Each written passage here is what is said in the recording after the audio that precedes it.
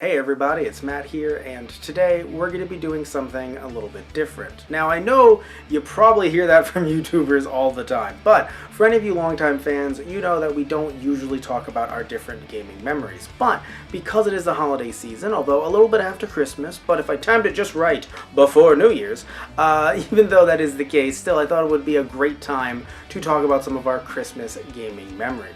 And I was even able to get some members of those guys play on. So, without further ado, let's jump to the first gaming memory. Hey, it's Tristan. Christmas memories. PS2.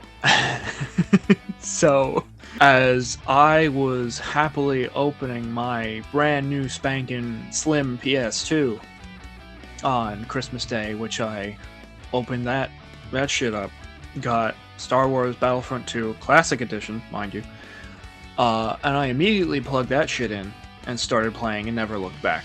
I have dumped copious amounts of hours into that game. I'm pretty sure I've gotten almost all the achievements. Amazing game, by the way. If you haven't played Classic Battlefront 2, and you love Star Wars games, you should definitely give it a go.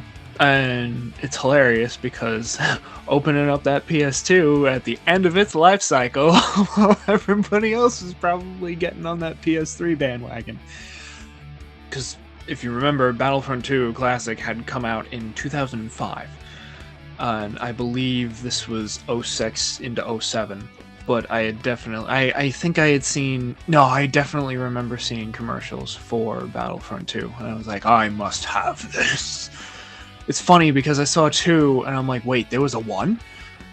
And I didn't play that until much later. But yeah, this quickly became one of my favorite Star Wars games. I think this was one of the times that, yeah, I had opened up, because I would usually be at home Christmas Eve and then we'd be with the family on Christmas Day. I immediately opened this up and went and played it Christmas Eve night and just didn't look back.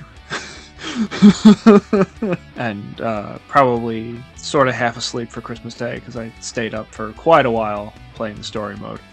Yeah, and all the gameplay, the story, the sound design, visuals, heroes, villains. You could play as people with lightsabers. It was amazing. Blew my mind. Definitely one of my favorite games of all time. You should check it out. So, my Christmas gaming memories mostly revolve around my sister Redacted. Keeping the systems that were meant to be gifts to everybody. Like, I specifically remember going out to get a Wii on Black Friday with a bunch of games and stuff, and that it definitely was for everybody. But on Christmas Day, who gets to open it? Redacted. And who kept it for the rest of our living lives and said it was hers and wouldn't let me have it or play with it or do anything with it? Redacted. So, you know, it's fine. It's fine. I have my own stuff now.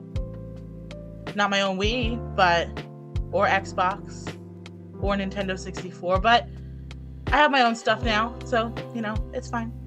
But I'm totally over it. Welcome back, everyone, to another level of John's Game Room. In fact, this is going to be a DLC bonus holiday episode where we talk a little bit about the Christmas where I got the Nintendo 64, which at the time was the one of the hot Christmas gifts of the year. Was a total surprise. Well, okay, so not a total surprise. It was meant to be a total surprise, but I remember I was innocently enough snooping around my parents' closet. I think I was looking for something else. I honestly wasn't really trying to find it. I wasn't really that kind of kid. I like to be surprised, but I ended up finding the copy of not the system itself, but the game that I got with it, which was Star Wars Shadows of the Empire. So I went, kind of figuring that might be, what it is, or what it that it was for Christmas. I came to my parents. I was like, hey, I found something in the closet there by accident, and they're like, oh yeah, that's for your cousin. Don't tell him, for the love of God, that he's getting it. That's him. He's getting the system. And me being the trusty Rusty that I was like, okay, I buy it. And turns out when you're gullible, the world is really full of magic.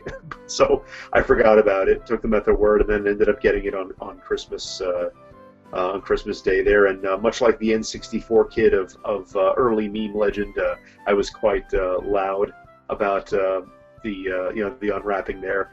And no, it was a great time. I said the first game that I had. And for a while, the only game that I had was Shadows of the Empire, Star Wars Shadows of the Empire, which was the book of which I had just read earlier that year. So that was pretty cool. It was a great game, another great licensed Star Wars game. First level was the Battle of Hoth, and I found that very exciting to fly a snow speeder around and trip up the walkers with the tow cable and everything. So it was a fairly short game, but pretty challenging. And that kept me busy well into the new year. The Super Nintendo that I had gotten back in '91 was a surprise too, so my parents kind of did it again.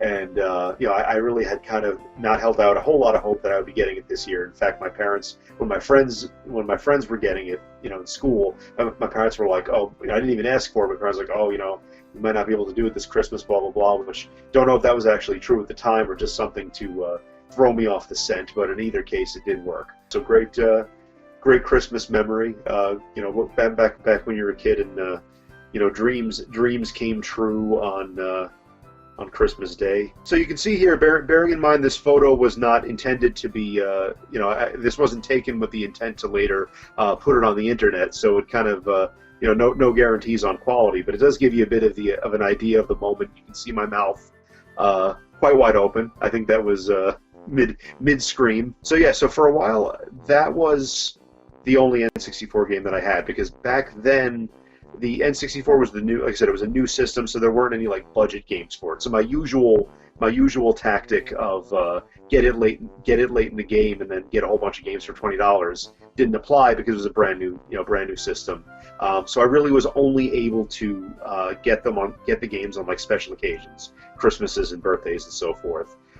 So the next game I would get wouldn't be until next Christmas, when I got Star Fox 64, and then I got GoldenEye for my birthday a few months later, and then in the next Christmas, that's when I got Ocarina of Time, and then after that, like I said, by the Christmas of '99, I had jumped ship to PlayStation. But yeah, so not quite as many N64 games in the long run. I think I just had a handful, and that was just for the fact that they were not very, they were all full price, so they weren't the kind of thing that I could easily afford back then, being a 12, 13, 14-year-old. So yeah, Star Fox, great game. GoldenEye remains the best first-person shooter in my mind, never to be supplanted by anything else.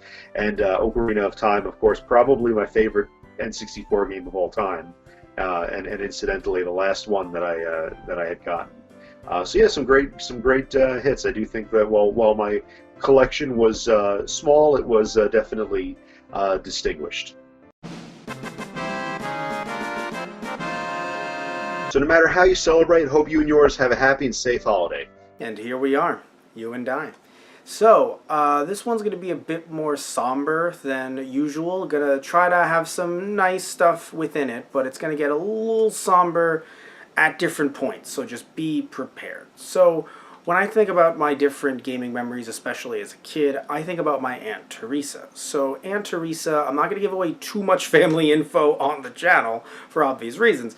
But Aunt Teresa is the sister of an aunt of mine that is not related to me by blood, but is still my aunt, and I love her. Not giving her name out, though. But I love you. You're watching the video. Love you, Thea. See you soon. So, Aunt Teresa had a house in upstate New York, and she had money. And so what would end up happening is, I did not, but she did. And so myself and some of my cousins, and even some family that technically by blood are not cousins, but some of you out there with larger families know that they're basically your cousins. You call them your cousins, they're your family, and you love them. But when people say, oh, are those your cousins? You go, it's a lot. They're my cousins, and I love them. It's a bit much to explain, but at the end of the day, they're your cousins, and also your blood-related cousins, all hanging out around the holidays. And so she ended up having a PlayStation 1, not because she was a gamer, but she just had the PlayStation 1 just for all of us to play. And some years I would even end up bringing my PlayStation 1 and my PlayStation 2. Yes, I was a kid who would end up packing his PS1 or PS2 and bringing it along with a bunch of different games. And so I remember vividly discovering games like Marvel vs. Capcom, at least on the PS1, getting more into the Tekken series, Vanguard Bandits, a very hidden gem that is a lot of money right now. Cousin definitely regrets selling that. Also on the PS2, playing games like the original Kingdom Hearts, beating bosses that I never thought I'd be able to beat. Being able to play, oddly, one game that really sticks out to me is Star Wars Episode 3, Revenge of the Sith, a licensed game that I don't remember being awful. And I remember every year there, not going there upstate, there being so much snow, so much more snow than there is even now around Christmas time.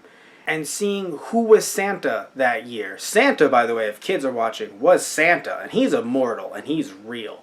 But seeing who was Santa that year and just kind of, growing out of that, but still at the same time being happy for some of my younger cousins who were experiencing that at the time, and just, playing video games to our heart's content. And so when I think of Christmas and when I think of gaming, I think of her and I think of the amazing house that she provided for us. It wasn't just a house, it was a home.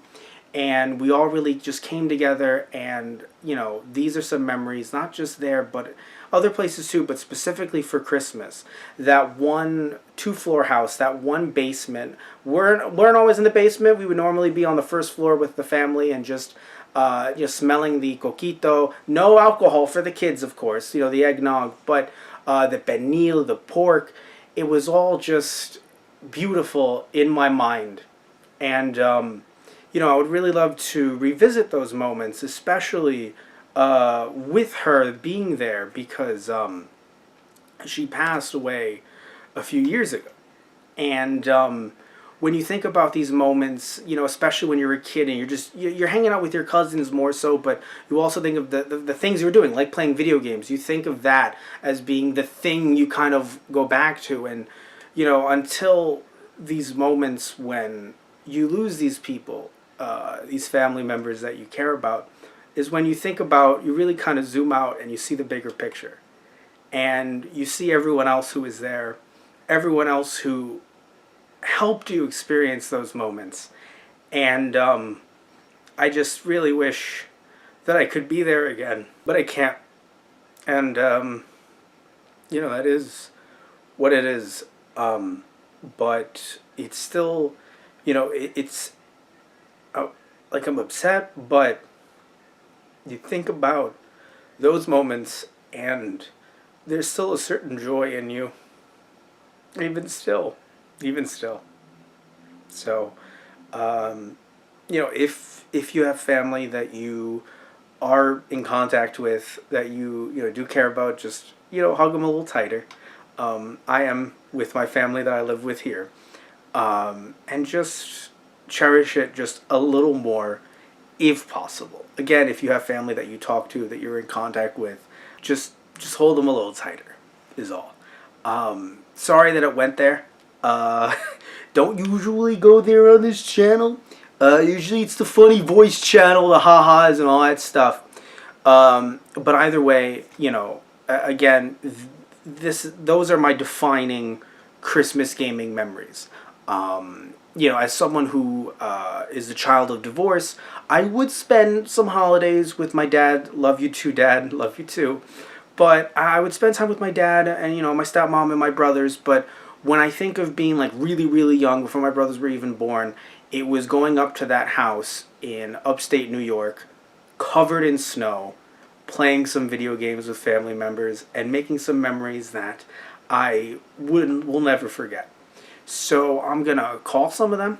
I already talked to them a little bit, okay? Did a video call, all right? So, but I'm gonna talk to them a little bit more and just reminisce a little bit. So, love you all. Take care and tune in next time. And none of us will be crying. So it's going to be okay, all right? It's going to be fine. None of us will be crying. All right, so love you all. Take care and see ya.